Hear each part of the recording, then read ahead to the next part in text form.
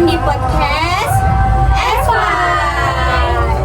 Oke, sebelum kita memulai ke topik pembahasan, alangkah baiknya kita perkenalan diri terlebih dahulu. Perkenalkan, nama aku Melisa Gita Belia. Aku Adelia Anggraini. Aku Dina Lestari. Aku Devi Auliasari. Dan aku Yuga Rahmadini. Dan topik yang akan kami bahas hari ini yang berjudul The Ecology of Games Framework Complexity in Polycentric Governance, atau kerangka ekologi permainan kompleksitas dalam tata kelola polisentris. Selanjutnya kita akan ke pembahasan.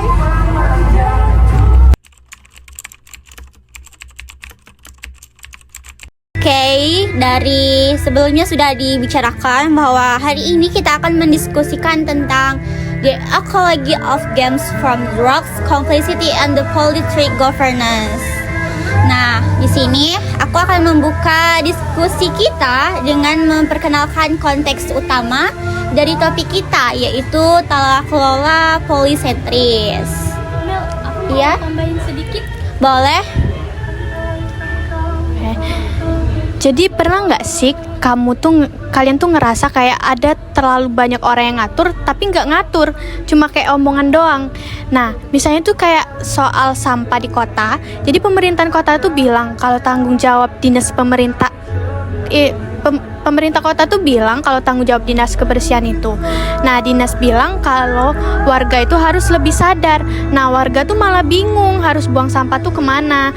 Nah, terus komunitas lokal itu bikin program daur ulang sendiri, di mana semua jalannya tuh sendiri-sendiri, kadang bareng, kadang bentrok, dan juga kadang kayak nggak ada yang nyambung gitu loh. Nah, ternyata fenomena kayak gini tuh nggak cuma terjadi di lingkungan kita, tapi juga di banyak sektor, bukan masalah tentang sektor sampah aja kayak gitu.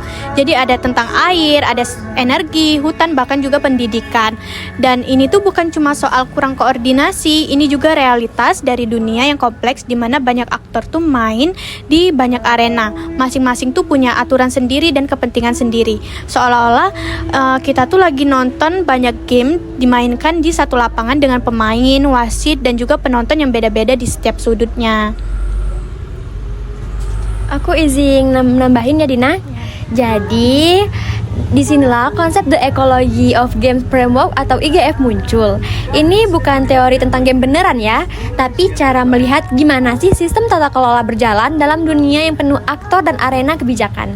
Kita akan bahas gimana pendekatan ini bisa bantu kita memahami kenapa kadang solusi itu nggak sederhana, dan gimana kita bisa melihat kekacauan itu justru sebagai potensi kolaborasi.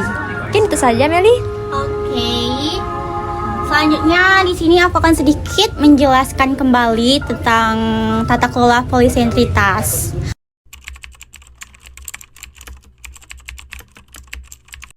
Dalam dunia kebijakan publik yang semakin kompleks, isu-isu besar seperti perubahan iklim, pengelolaan sumber daya, dan pelayanan publik tidak lagi bisa diatasi oleh satu otoritas tunggal. Justru kita hidup dalam sistem di mana berbagai aktor baik dari pemerintah, sektor swasta maupun masyarakat sipil beroperasi secara independen tetapi saling berinteraksi. Inilah yang disebut dengan tata kelola polisentritis.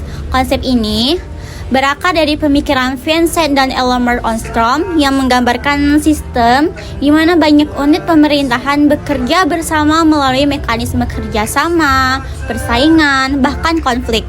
Meski sering dianggap sebagai solusi cerdas, untuk masalah-masalah kebijakan penting untuk diingat bahwa polisentritatis bukanlah resep mujarab yang bisa diterapkan di semua konteks. Sebaliknya, efektivitasnya sangat tergantung pada struktur sosial dan ekologis yang melingkupi isu kebijakan tersebut. Next, kita akan mendiskusikan kembali tentang pengenalan kerangka ekologi permainan atau Ecology of Games Framework.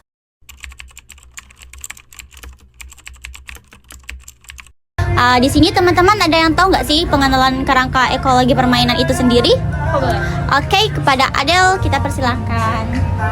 Oke, menjelaskan sedikit ya mengenai pengenalan kerangka ekologi permainan.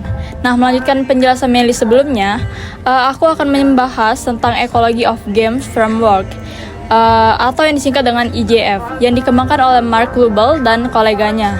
Nah, Ecology of Game Framework ini adalah pendekatan teoritis yang melihat proses kebijakan sebagai kumpulan permainan yang dimainkan oleh berbagai aktor dalam kebijakan dalam berbagai forum dengan berbagai isu. Nah, ada 3 elemen utama dalam kerangka Ecology of Game Framework.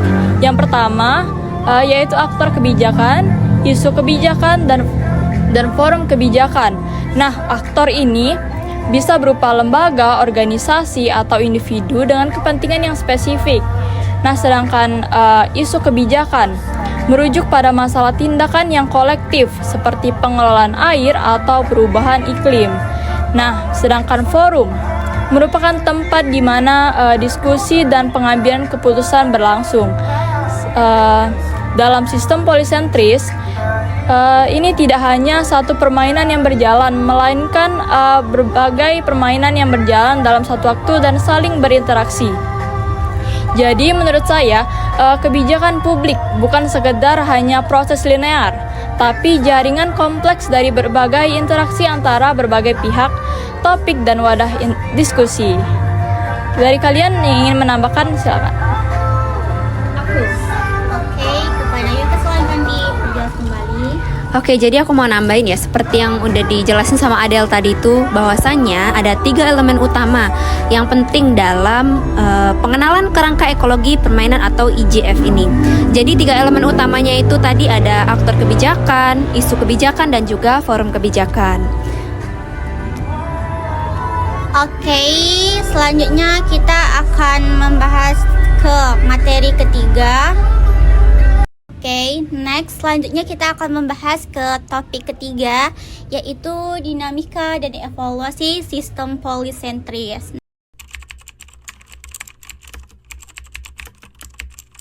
Nah, di sini teman-teman ada nggak yang bisa jelasin apa sih itu dinamika dan evaluasi sistem polisentris? Oke, kami persilakan kepada Yuka. Oke, jadi teman-teman, di sini kita akan bahas tentang dinamika dan juga evolusi dalam sistem polisentris.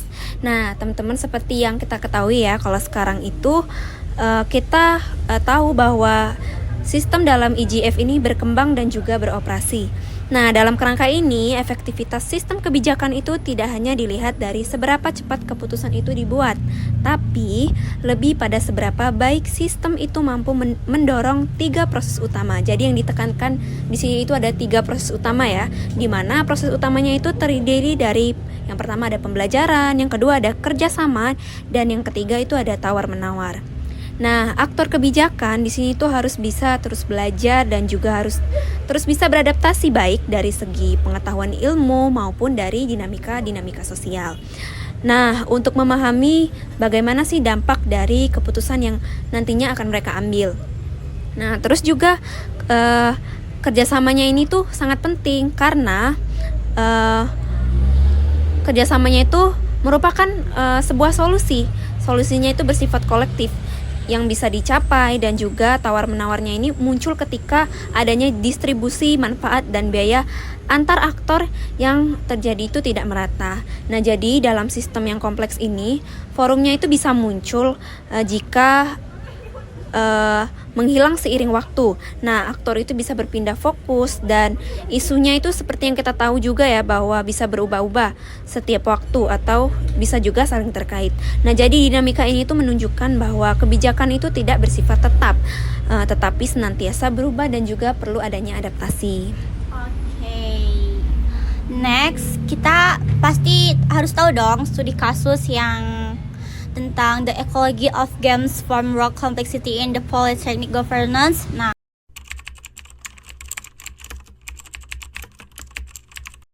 di antara teman-teman ini ada yang pernah dengar nggak sih, ada yang tahu nggak sih tentang kasus tersebut? Belum. Oh, baik, karena Devi udah tahu, kita lanjut ke Devi. Baik, yang pernah aku dengar itu studi kasus Teluk San Francisco dan Delta California. Sebagai ilustrasi konkret dari konsep IJF, mari kita lihat dua studi kasus menarik dari California, Teluk San Francisco dan Delta Sacramento San Joaquin. Di Teluk San Francisco, tantangan utama adalah adaptasi terhadap kenaikan muka air laut. Banyak forum kebijakan lokal dan regional muncul, namun kurangnya koordinasi menciptakan kesenjangan efektivitas. Nah, salah satu upaya mengatasi ini adalah By Adapts, sebuah forum kolaboratif yang berupaya merumuskan visi bersama tentang beradaptasi iklim regional. Sementara itu, di Delta California, fokusnya adalah bagaimana ilmu pengetahuan bisa dimasukkan ke dalam proses pengambilan keputusan kebijakan air. Delta Science program mencoba menjembatani kesenjangan tersebut melalui forum kolaboratif dan proyek ilmiah. Kedua kasus ini menunjukkan bahwa dalam sistem polisentris, keberhasilan sering bergantung pada sejauh mana si aktor dapat bekerja sama, membagi informasi, dan juga beradaptasi terhadap dinamika kelembagaan. Oke, selanjutnya di The Ecology of Games Framework Complexity and Polycentric Governance pasti ada tantangan.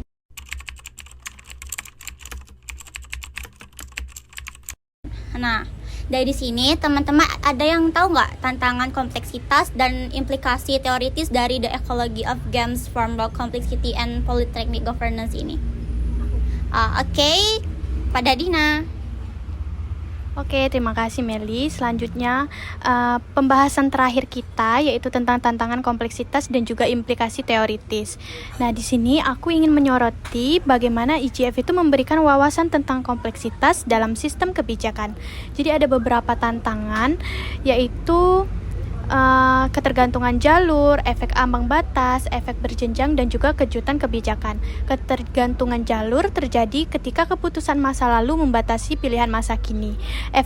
Efek ambang batas itu bisa memicu perubahan besar karena akumulasi perubahan kecil. Efek berjenjang terjadi ketika perubahan dalam satu bagian sistem mempengaruhi bagian lainnya, dan seringkali secara tidak terduga. Kejutan muncul karena keterbatasan pemahaman manusia dalam melihat seluruh kompleksitas sistem. Maka IGF ini tidak hanya membantu kita memahami bagaimana sistem itu bekerja, tetapi juga mendorong kita untuk lebih reflektif, kolaboratif, dan juga adaptif dalam merumuskan kebijakan publik. Dan ini merupakan ajakan untuk kita itu menyederhanakan dunia kebijakan yang pada dasarnya sangat kompleks. Mungkin itu saja, Meli.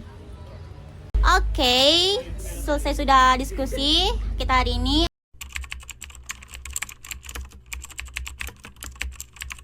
Apakah di sini teman-teman ingin menambahkan atau memperjelas kembali tentang IGF itu sendiri?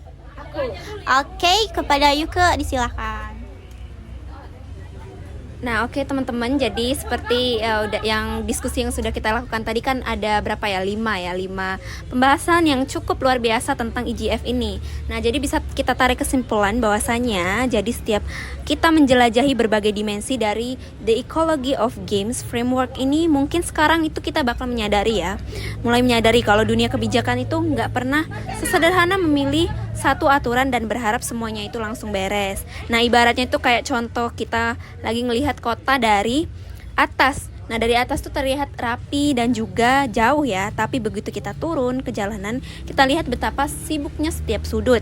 Nah, betapa banyak orang yang punya agenda masing-masing atau kesibukannya masing-masing. Tapi justru disitulah kita bisa melihat keindahannya. Di tengah keruwetan itu ada peluang-peluang kecil yang muncul untuk kerjasama, untuk dialog, untuk membentuk perubahan dari bawah ke atas. Nah, kita hidup di dunia yang penuh dengan aktor, dari warga biasa, aktivis, pejabat, pelaku bisnis, sampai ke komunitas adat. Nah, masing-masing dari mereka ini punya gamenya sendiri atau perannya masing-masing ya. Punya aturan main sendiri, tapi semuanya itu berbagi dalam satu ruangan atau dalam satu konsep. Nah, kerangka dari The Ecology of Games ini mengajak kita untuk melihat semua ini bukan sebagai kekacauan yang harus dirapikan, tapi sebagai ekosistem yang bisa disinergikan. Nah, ini juga bukan soal mencari satu pemain yang bisa menjadi pahlawan ya, tapi tentang bagaimana semua pemainnya itu bisa bergerak dalam arah yang gak saling berbenturan atau saling terkait satu sama lain. Oke, mungkin itu aja. Oke, itu sedikit penjelasan dari Yuko. Apa teman-teman ada yang ingin menambahkan kembali? Oke, silakan pada Adele. Baik, menambahkan dari Yuke yang telah dikatakan sebelumnya, coba bayangkan lagi cerita tentang kota di tepi sungai yang kita bicarakan di awal.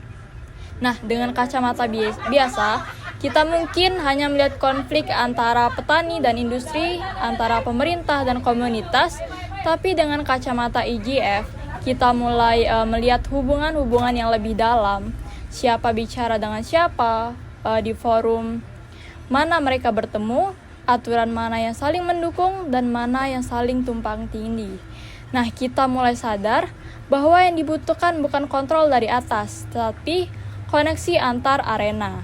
Nah, inovasi kebijakan bisa lahir dari pertemuan yang tidak terduga.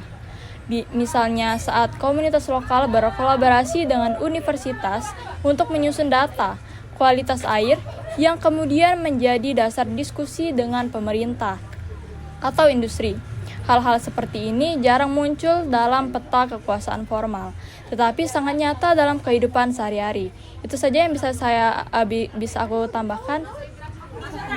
Oke, terima kasih kepada Adele. Apakah teman-teman ada yang ingin menambahkan kembali? Oke, kepada Dina. Oke, aku mau melanjutin apa yang udah disampaikan dari Adele tadi. Jadi ada beberapa kekuatan utama dari kerangka ini, yaitu tentang ia menghargai realitas kompleks tanpa harus mencoba menyederhanakan secara berlebihan. Ia memberi ruang untuk konflik tapi juga untuk kolaborasi. Ia tidak menuntut keberagaman tapi juga mencari keterkaitan. Jadi di dalam dunia yang semakin saling terhubung dan dinamis seperti sekarang itu, pendekatan ini menjadi sangat relevan. Apalagi saat kita berhadapan dengan isu-isu besar seperti perubahan iklim, pengelolaan sumber daya alam atau transformasi kota. Jadi semua itu tidak bisa dipecahkan oleh satu aktor saja. Jadi dalam satu meja rapat saja. Jadi butuh banyak meja, banyak suara, dan yang lebih penting butuh pemahaman bahwa semua permainan itu tuh saling mempengaruhi. Baik, itu saja. Oke, terima kasih kepada Dina. Apa teman-teman ada yang ingin menambahkan kembali? Oh, sudah cukup. Nah, baik, di sini aku ingin menambahkan sedikit lagi, yaitu tentang sebagai penutup saja. Mari kita renungkan, jika kebijakan adalah permainan atau lalu kita ini pemain yang seperti apa? Apakah kita cuma duduk di bangku penonton atau mau terlibat belajar aturan main? Bahkan membantu menciptakan pemain yang lebih adil dan berkelanjutan. Karena pada akhirnya setiap kita, entah sebagai warga, mahasiswa, dosen, birokrat, atau aktivitas punya peran dalam ekologi besar ini. Kita bisa mulai dari hal kecil, membangun dialog, memahami posisi orang lain, dan membuka ruang kolaborasi dimanapun kita berada. The Ecology of Game Framework tidak membuat kita seperti apa, tapi ia memberi kita cara baru untuk bertanya. Dan kadang pertanyaan yang tepat adalah awal dari perubahan yang paling berarti. Baik, apakah itu saja yang kita bahas hari ini? Cukup.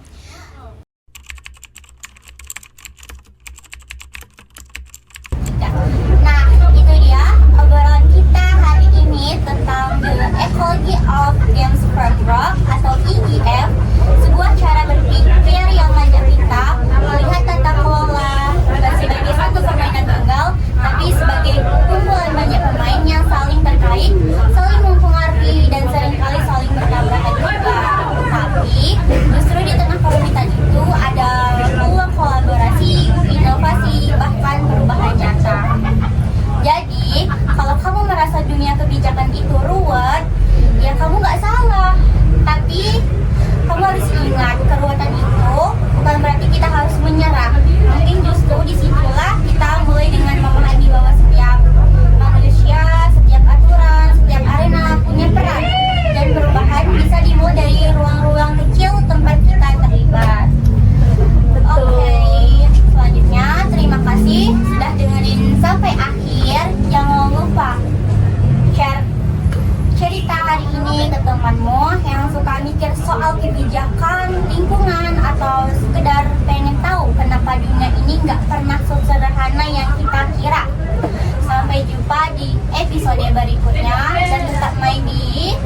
game yang seru dan membawa perubahan yang baik. Assalamualaikum warahmatullahi wabarakatuh. Terima kasih.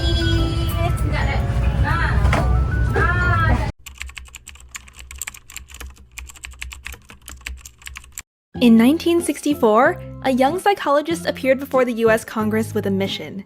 It was a time when most people thought that the reason poor people stayed poor was a matter of biology and had nothing to do with the environment they grew up in. The psychologist, Yuri Bronfenbrenner, wanted to change that and convince the world that to help those less fortunate, we also needed to change their surroundings. But did he succeed?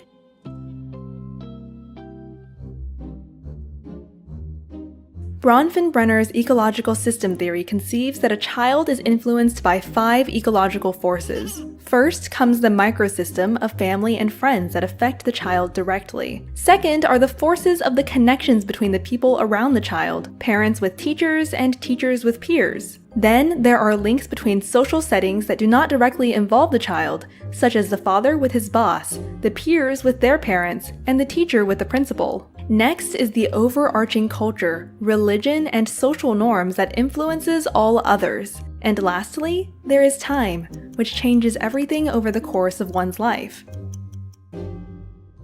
Children are born into a microsystem that influences the child's experiences directly. Children from unfortunate backgrounds are more likely to experience problematic family structures, even if it's simply for the fact that parenting is more difficult if you are poor. They also encounter more negative situations at school or bad influences through friends. Consequently, a child that grows up in a negative microsystem will find it hard to succeed.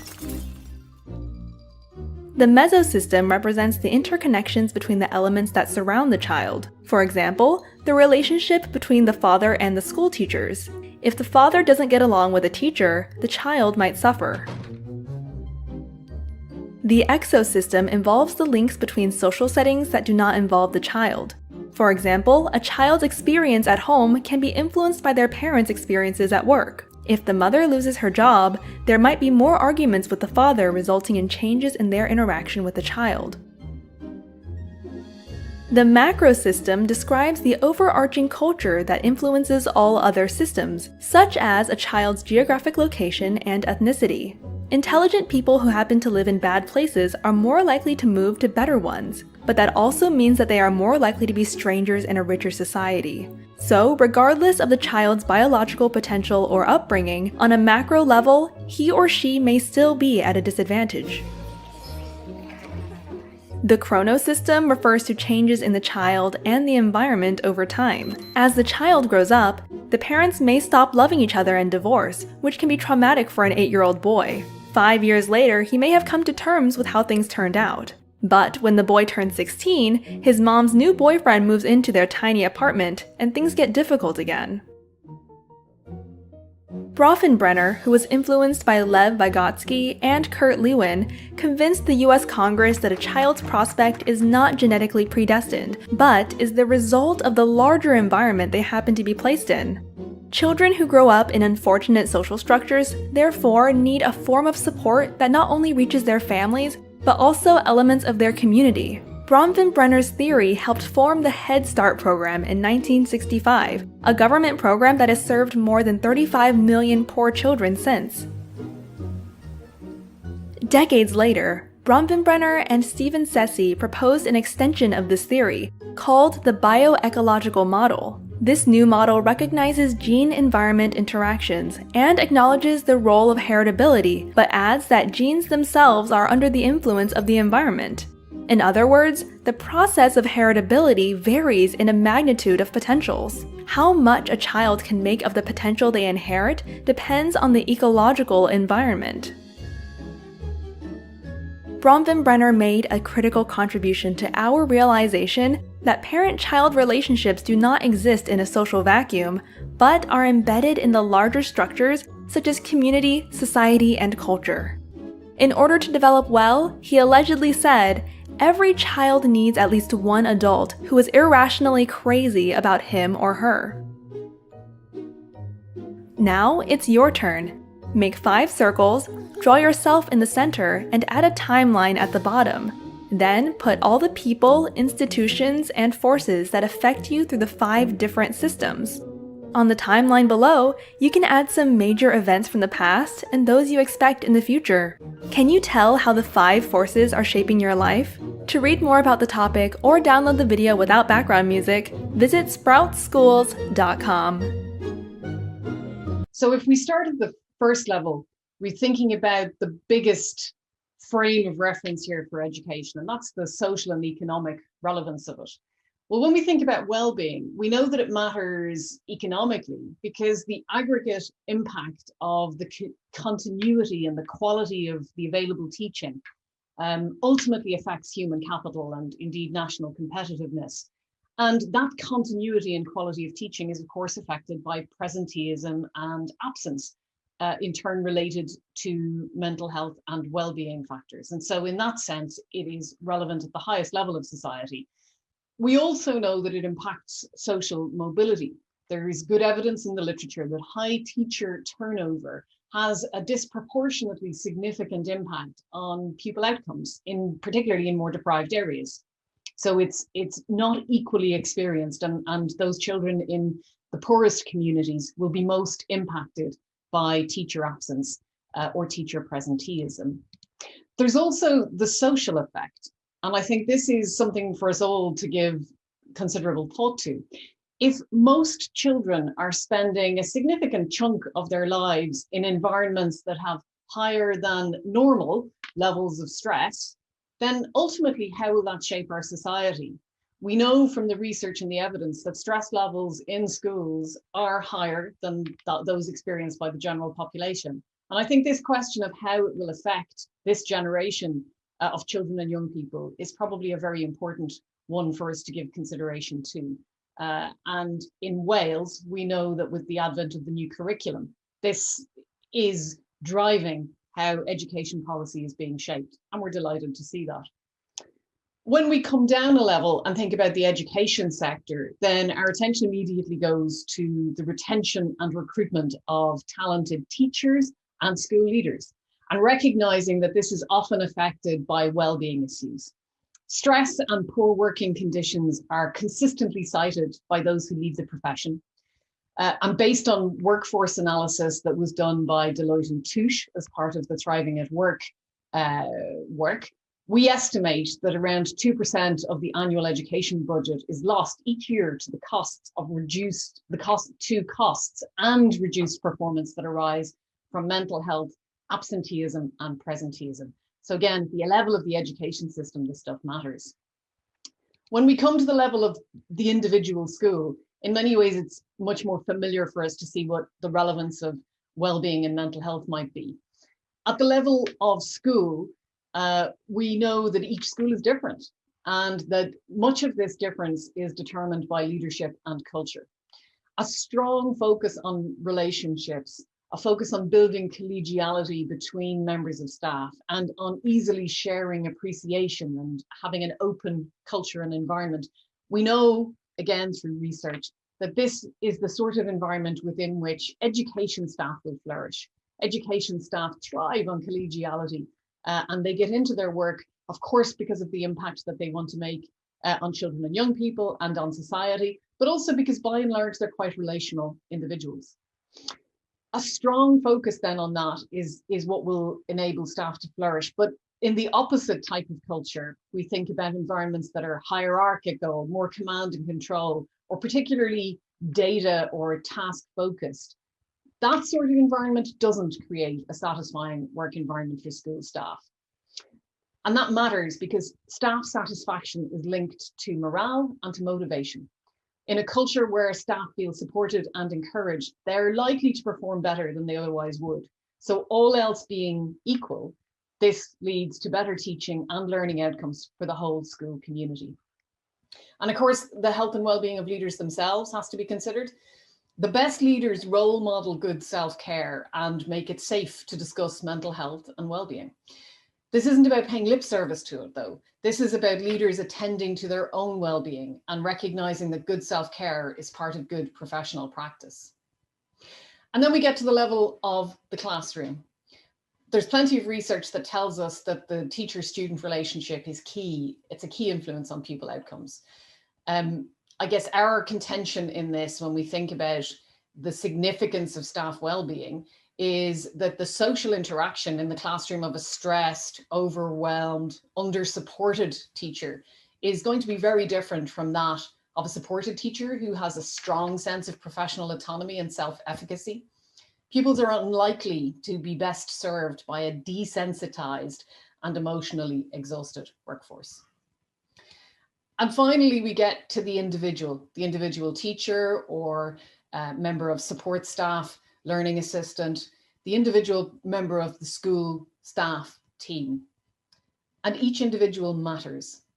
Personal resilience can be eroded by difficult experiences, and that includes, and again, plenty of evidence for this, being in an unhealthy workplace, being in a workplace that has poor leadership, where you have a lack of self-efficacy, a lack of that sense that you can make a difference through your work, a lack of colleague support. These issues directly affect people's personal resilience. And there's one thing when that happens in an acute way for a short period of time, but it's quite another when it's a chronic issue. Chronic stress is particularly problematic. It causes more severe health problems than short-term stressors. And that includes suppressing the immune function. Chronic work stress can lead to the degradation of the hippocampus, which is the part of the brain most active in memory, but also in regulating emotion. So this is really important for each individual who is affected by significant levels of workplace stress. And to make the point most starkly, the 2017 data from the Office of National Statistics indicated that the risk of suicide among nursery and primary teachers is 42% higher than the national average.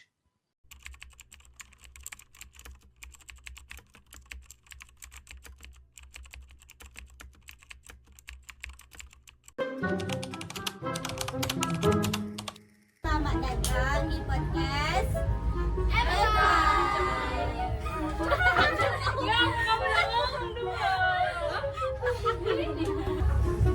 jadi selamat datang.